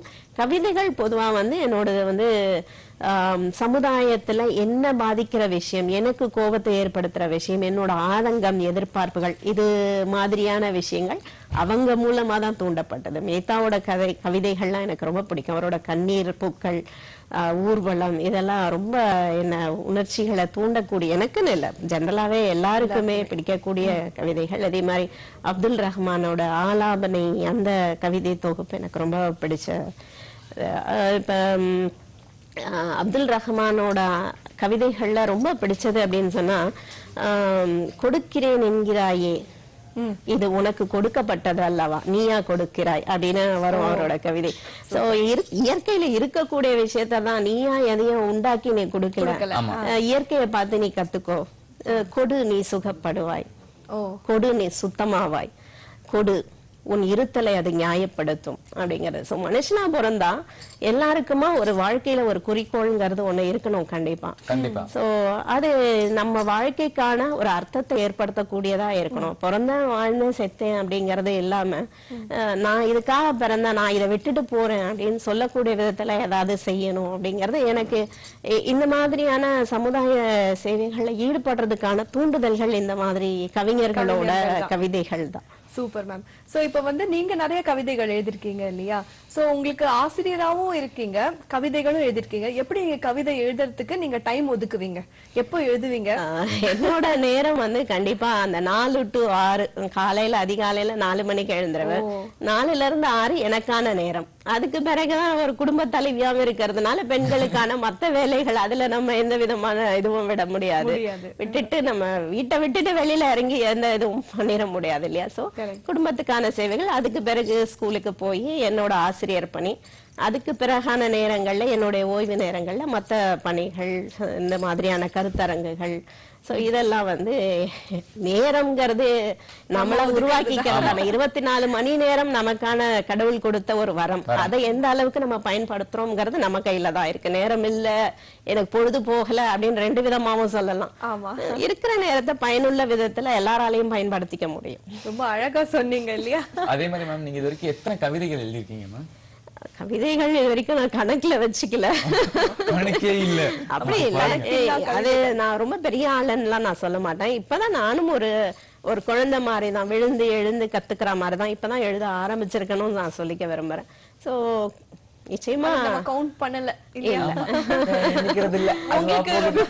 உங்களுக்கு ரொம்ப பிடிச்சமான உங்களுடைய கவிதை சொல்லுங்களேன். என்னுடைய கவிதைகள் அது வந்து எனக்கு இந்த குடிபோதையினால குடும்பங்கள் கெட்டு அழியறத நிறைய பாக்குறோம் இல்லையா? சோ எங்க ஸ்கூல்லயே பாத்தீங்கன்னா நல்ல வறுமை கோட்டுக்கு கீழே இருக்கிற பிள்ளைகள் தான் முக்கியமான நிறைய பிள்ளைகள் இருப்பாங்க. அவங்க அந்த நிலைக்கு இருக்கிறதுக்கு முக்கியமான காரணம் அவங்க அப்பாவோட குடிப்பழக்கம் அந்த மாதிரி தான். சோ நிறைய பேருக்கு அப்பாவே இல்லை, என்னடா ஆச்சு அப்படின்னு கேட்டா குடிச்சு குடல் வெந்த செத்து போயிட்டாரு அப்படிங்கறதான். சோ அதை பத்தி நான் எழுதின ஒரு கவிதை அப்படின்னு சொன்னா, மத்திய வெயிலும் மகளிருக்கு வியர்க்கவில்லை, மத்திய வெயிலிலும் மகளிருக்கு வியர்க்கவில்லை, மாலை வந்தால் மனதில் புழுக்கம், வாசலில் கணவன் சாராய நெடியுடன். அடிக்கிற அந்த அனல் காத்து கூட எங்களுக்கு வேர்க்கல, சாயங்காலம் ஆனாதான் மனசுக்குள்ள அப்படியே புழுக்கமா இருக்கு. காரணம் என்னன்னா குடிச்சிட்டு வந்து அடிப்பானோ அப்படிங்கிற ஒரு பயம். நீங்க என்ன பண்ணிருங்க, கணவனுக்கு பதிலா மனைவி போட்டுக்கோங்க. எக்ஸெப்ஷன்ஸ் உண்டு இல்லையா எல்லா இடத்துலயும். சரி சரி பப்ளிக் அப்ப அது உண்மையா? அது நான் என் வாயால வேற சொல்லுமா? என் ஒரு husband சும்மா வேற ஒரு பேச்சு பார்த்திருப்பாரு சொல்லி நீங்க show-வை. மாட்டிக்கிட்டீங்க. பெண்களுக்கான பெண்களுக்கு அப்படின்னு பாத்தீங்கன்னா, இப்ப இந்த உலக மகளிர் தினத்துல நான் எழுதின ஒரு கவிதையை வந்து ஒரு பெண் குழந்தையை இந்த சமுதாயத்துல நம்ம எப்படி வளர்க்கிறோம், ஆண் குழந்தைக்கு கொடுக்கிற எல்லா விதமான சம உரிமையும் நம்ம கொடுக்கறோமானா நிச்சயமா கிடையாது. நீ பொம்பளை பிள்ளை, நீ இதை செய்யி, நீ அதை செய்யக்கூடாது, 6 மணிக்கெல்லாம் வீட்டுக்கு வந்துடணும், நீ எடுத்து பெருக்கு, அவன் ஆம்பளை பிள்ளை தொடப்பத்தை தொடக்கூடாது, வாசல்ல போய் நிக்காத அப்படின்னு ஏகப்பட்ட ரெஸ்ட்ரிக்ஷன்ஸ் நம்ம குழந்தைங்களுக்கு கொடுக்கறோம். பெண் குழந்தைங்களுக்கு அந்த சுதந்திரத்தை நம்ம கொடுக்கறோமானா ரொம்ப அது நல்லா படிச்ச அம்மா அப்பாவே வந்து பெண் குழந்தைனா ஒரு மாதிரி, ஆண் குழந்தைனா ஒரு மாதிரி தான் பாக்குறாங்க. சோ அப்படி ஒரு அம்மா கிட்ட அந்த பெண் குழந்தை என்ன சொல்றான் அப்படின்னா, அம்மா தடுக்காதே என்னை, மரித்தாலும் முறிந்து போக மாட்டேன், முறியாத புல்லாங்குழல் நான், மானென்று என்னை அழிக்காதே மருள மாட்டேன், கயலென்று என்னை அழைக்காதே தூண்டிலில் சிக்க மாட்டேன், மதியென்று என்னை அழைக்காதே சுய ஒளி கொண்ட சூரியன் நான், கவிழ்த்தாலும் மேலெறியும் அக்கினி குஞ்சு நான். சோ ஒரு பாரதியாரோட புதுமை பெண்ணா ஒரு பொண்ணு, நீ நெருப்பு வந்து எப்பயுமே மேல் நோக்கி தான் எரியும், நீ என்ன என்னதான் கீழே தலைகீழா நீ என்ன பிடிச்சாலும் நான் மேல் நோக்கி தான் எரிவேன், என்ன உன்னால எதுவும் பண்ண முடியாது அப்படின்னு அம்மாக்கே ஒரு எச்சரிக்கை சொல்ற மாதிரியான ஒரு கவிதை அது. ரொம்ப இன்ஸ்பிரேஷனா இருக்கும்ல நிறைய பேர் பாக்குறவங்களுக்கு. ரொம்ப அழகான கவிதை மேம். அதே மாதிரி நீங்க கவிதைகள் எழுதுறதுக்கு இன்ஸ்பிரேஷனா இருந்தவங்க யாரு மேம்? இன்ஸ்பிரேஷன் ஏற்கனவே சொன்ன மாதிரி, அதாவது எனக்கு வந்து இது அறிவியல் ஆசிரியரா இருந்தாலும் என் ஜீனுக்குள்ள இது இருக்கு அப்படின்னா எங்க தாத்தா வழியில, தாத்தா வந்து ஒரு நாடக ஆசிரியர், அவர்கிட்ட இருந்து எங்க அப்பா, எங்க அத்தை, சித்தப்பா எல்லாருக்குள்ளயும் இந்த தமிழ் ஜீன்கள் கண்டிப்பா உண்டு. அவங்க மூலமா எனக்குள்ளேயும் வந்து அவங்க எல்லாம் பேசுறத கேட்டு எழுதுறத பார்த்து அப்படி அவங்களாம் ரொம்ப புகழ் பெற்று பெயர் வாங்கினவங்க. அப்படி எங்க தாத்தானா வந்து அந்த காலத்துல மதுரையில ரொம்ப அவர் பேர் சொன்னாலே தெரியக்கூடிய ஒரு பெரிய எழுத்தாளர் அவரு. பட் அதுக்கப்புறம் எனக்குள்ள இந்த ஜீன்கள் உள்ள இருந்தது இப்ப கொஞ்சம் வெளியே வர ஆரம்பிச்சிருக்கு. அதை தாண்டி சமுதாயத்துல நம்ம பார்க்கக்கூடிய நிறைய கவிஞர்களுடைய கவிதைகள், சிந்தனையை தூண்டக்கூடிய விதத்துல நடக்கிற நிகழ்வுகள், ஒரு நாளும் எவ்வளவு ஐயோ இப்படி இருக்கே, இதுக்கு என்ன பண்றது, இதுக்கு என்ன பண்ண முடியும் அப்படின்ற நம்மளுடைய கோபங்கள், ஏக்கங்கள், இது ஆதங்கங்கள், இதுக்கான ஒரு தூண்டுகோலா தான் என்னுடைய கவிதைகளை நான் பயன்படுத்திக்கிறேன். ஓ வண்டர்ஃபுல் மேம், சூப்பர். சோ இப்போ வந்து நீங்க டிஸ்லெக்சிக் குழந்தைகள் பத்தி பேசுனீங்க இல்லையா? நிறைய பேர் வந்து அவங்களுக்கு இருக்கிறது ஒரு நோயா நினைச்சுக்கிறாங்க. ஆனா அரசாங்கம் வந்து இவங்களுக்கு ஒரு நிறைய ஒதுக்கீடு கொடுத்திருக்கு. அந்த மாதிரி கன்செஷன்ஸ் எல்லாம் நிறைய பேருக்கு தெரிய மாட்டேங்குது. கண்டிப்பா அது உங்களால சொல்ல முடியுமா? கண்டிப்பா. இது ஃபர்ஸ்ட் ஆஃப் ஆல் இது ஒரு நோயே கிடையாது. எப்படி வந்து நம்ம சர்க்கரை வியாதி ஒரு குறைபாடு தான் அப்படின்னு சொல்றோமோ, அதே மாதிரி கண் பார்வை, கிட்ட பார்வை, தூர பார்வை ஒரு குறைபாடு தான், அது நோய் கிடையாது. எனக்கு கண்ணு தெரியலன்னா டாக்டர்கிட்ட போய் கண்ணாடி வாங்கி போட்டுக்கிறோம், யாரும் உட்கார்ந்துட்டு அதுக்காக அழுதுட்டு இல்ல. அந்த மாதிரி இந்த கற்றல் குறைபாடுங்கிறது ஒரு குறைபாடு, அவ்வளவுதான். இதுக்காக ஐயோ இப்படி ஆயிடுச்சு, பேரண்ட்ஸ்க்கு முதல்ல கூப்பிட்டு இதை சொன்னோம் அப்படின்னா பயந்துடுறாங்க. முதல்ல ஐயோ ஒரு சைக்காலஜிஸ்ட போய் ஒரு அசஸ்மெண்ட் பண்ணிட்டு வாங்க. ரொம்ப நாள் ஆகுது அவங்களுக்கு இதை ரெகக்னைஸ் பண்றதுக்கே இல்லையா? ஆமா ஆமா. அதுவும் இப்ப ஆல் பாஸ் அப்படிங்கறதுனால அந்த 9th 10th வந்தவனதான் ஸ்கூல்லயே முழிச்சுக்கிறாங்க, பேரண்ட்ஸும் முழிச்சுக்கிறாங்க. ப்ரமோஷன் கொடுக்க மாட்டாங்கன்னா அச்சோ இவன் ஒண்ணுமே எழுத படிக்கவே தெரியலையே, 10th வந்துட்டான் இன்னும் வாசிக்கவே தெரியலையே அப்படிங்கறத அந்த இடத்துலதான் முழிச்சுக்கிறாங்க. பட் இதை எப்ப அந்த ஸ்கூல் உள்ள போய் இந்த ஃபர்ஸ்ட் ஸ்டாண்டர்ட் செகண்ட் ஸ்டாண்டர்ட் லெவல்லே நம்ம கண்டுபிடிச்சிட்டா ஈஸி அவங்கள வந்து ஒரு அந்த குழந்தையோட டிஃபிகல்ட்டி லெவலை பொறுத்து ஈஸியா ஐடென்டிஃபை பண்ணி அதை ரெக்டிஃபை பண்ணிட முடியும். பயிற்சிகள் மட்டும்தான், இதுக்கு எந்த மருந்தோ மாத்திரையோ எதுவுமே கிடையாது.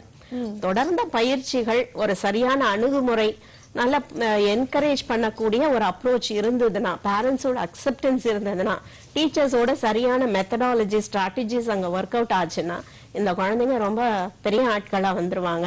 எழுத படிக்கிறதுல இருக்கிற பிரச்சனைகள் போறது மட்டும் இல்லாம தட்டி கொடுத்து உங்ககிட்ட இதெல்லாம் இருக்குடாக்கண்ணா, இது ஒரு பெரிய விஷயமே இல்லை அப்படின்னு சொல்லக்கூடிய நபர்கள் கூட இருந்தாங்க, அந்த தைரியம் கொடுத்தாங்க அப்படின்னா உலக அளவுல அவங்களோட தனித்திறமைகளை வச்சு பெரிய ஆள் ஆக முடியும் அவங்களால. இது இந்த துறையில பாத்தீங்கன்னா வேர்ல்டு லெவல்ல ஃபேமஸா இருக்கக்கூடிய ஐன்ஸ்டீன், எடிசன் இந்த மாதிரியான விஞ்ஞானிகள்ல இருந்து பில்கேட்ஸ்ல இருந்து நிறைய பேர் வந்து டிஸ்லெக்சிக் தான். அவங்களுக்கு எல்லாம் கூடமா அப்படின்னு நமக்கு ஆச்சரியமா இருக்கும். அவங்க எல்லாம் கூட இந்த குறைகள் எல்லாம் தாண்டி பெரிய ஆளா வந்தவங்க தான். ஆமா. சோ நம்ம ஊர்ல யாராவது இருக்காங்களா அப்படின்னு கேட்டீங்கன்னா முதல்ல இந்தியா மகேஷ்ன்ற ஒரு பெரிய மேதை இருக்காரு. டிஸ்லெக்ஸிக் வேற. ஓகே. நம்ம ஊர்ல அப்படின்னு பாத்தீங்கன்னா இந்தியால முதல்ல எனக்கு டிஸ்லெக்ஸியா இருக்குன்னு தைரியமா வெளியில சொன்னவர் வந்து அபிஷேக் பச்சன் தான். ஹிந்து பேப்பர்லயே வந்திருந்துச்சு. பெரிய நியூஸ் ஆச்சு. ரெண்டாவது சொன்னது யார் தெரியுமா? நான் தான். நம்ம சென்னையில பாத்தீங்கன்னா நந்தகுமார் IRS ஆபீசர் இப்ப சென்னையில இன்கம் டாக்ஸ் டிபார்ட்மெண்டோட ஜாயிண்ட் டைரக்டரா இருக்காரு. அவர் வந்து ஸ்கூல் டிராப் அவுட், படிப்பே ஏறலன்னு 7th ஸ்டாண்டர்டோட ஸ்கூலை விட்டு நின்னவர். அதுக்கப்புறம் படிப்போட இம்பார்ட்டன்ஸை ஃபீல் பண்ணி முயற்சி பண்ணி படிச்சு, இத்தனைக்கும் வறுமை கோட்டு கீழே இருந்தாலும் அவர் முயன்று இன்னைக்கு ஒரு IRS ஆபீசரா இருக்காருன்னா அந்த மாதிரியான தன்னம்பிக்கை ரொம்ப முக்கியம். மேம் அதே மாதிரி நீங்க கவிதைகள் எழுதுறீங்க, சிறுகதை எழுதுறீங்க, அதுக்கெல்லாம் ஃபேமிலி சப்போர்ட் எப்படி மேம்? கண்டிப்பா ஃபேமிலி சப்போர்ட் இல்லாம என்னால இவ்வளவு தூரம் வந்திருக்கவே முடியாது. என்னோட ஒட்டுமொத்த குடும்பமும் எனக்கு ரொம்ப உறுதுணையா இருக்காங்க. முக்கியமா என்னோட கணவர். குடும்பத்துக்கான நேரத்தை சில நேரம் நான் ஃபோர்கோ பண்ண வேண்டி இருந்தாலும் கூட அவங்களோட முழு ஒத்துழைப்பு எனக்கு இருக்கிறதுனாலதான் என்னால இந்த அளவுக்கு என்னால வெளியில போய் பண்ண முடியுது. வீட்டுக்குள்ள உட்கார்ந்து எழுதுறது மட்டும் இல்லாம கருத்தரங்குகள், மேடை பேச்சுகள், இந்த மாதிரி வெளியில போறதுக்கு குடும்பத்தோட சப்போர்ட் ரொம்ப ரொம்ப முக்கியம் பெண்களுக்கு. கண்டிப்பா சப்போர்ட்டும் இல்லாம பெரிய வெளியில வர்ற சாதிக்கிற பெண்கள் பெரிய ஆட்கள். எனக்கு வந்து நிச்சயமா சப்போர்ட் இருக்கிறதுனாலதான் என்னால பண்ண முடிஞ்சு. நீங்க முன்னாடி கேட்ட ஒரு கேள்விக்கு நான் கண்டிப்பா பதில் சொல்லி ஆகணும். கவர்மெண்ட் கன்செஷன்ஸ் இந்த பிள்ளைங்களுக்கு என்ன இருக்கு அப்படிங்கறது எல்லாருக்கும் தெரிய வேண்டிய ஒரு விஷயம். அதை சொல்லிடுறேன். 10th and 12th பப்ளிக் எக்ஸாம்ல இந்த பிள்ளைங்களுக்கு வந்து கவர்மெண்ட் நிறைய சலுகைகள் கொடுக்குறாங்க. என்ன அப்படின்னு கேட்டீங்கன்னா, இங்கிலீஷ் மீடியம் படிக்கிற குழந்தையா இருந்தா செகண்ட் லாங்குவேஜ் தமிழ், அதை விட்டுடலாம், அவங்க எழுதவே தேவையில்லை. தமிழ் மீடியம் படிக்கிற குழந்தைங்க இங்கிலீஷை விட்டுடலாம், எழுத தேவையில்லை. இந்த 4 சப்ஜெக்ட் மட்டும் எழுதினா போதும். அவங்களுக்கு 1 hour எக்ஸ்ட்ரா டைம் கொடுப்பாங்க. அவங்களுக்கு எழுதுறதுக்கு ரொம்ப லேட் ஆகுன்றதுனால 1 hour எக்ஸ்ட்ரா டைம் கொடுப்பாங்க. மேக்ஸ் போட கஷ்டப்படுறதுனால கால்குலேட்டர்ஸ் கொடுப்பாங்க. கிராமர் மிஸ்டேக்ஸ் பார்க்க மாட்டாங்க, ஸ்பெல்லிங் மிஸ்டேக்ஸ் பார்க்க மாட்டாங்க.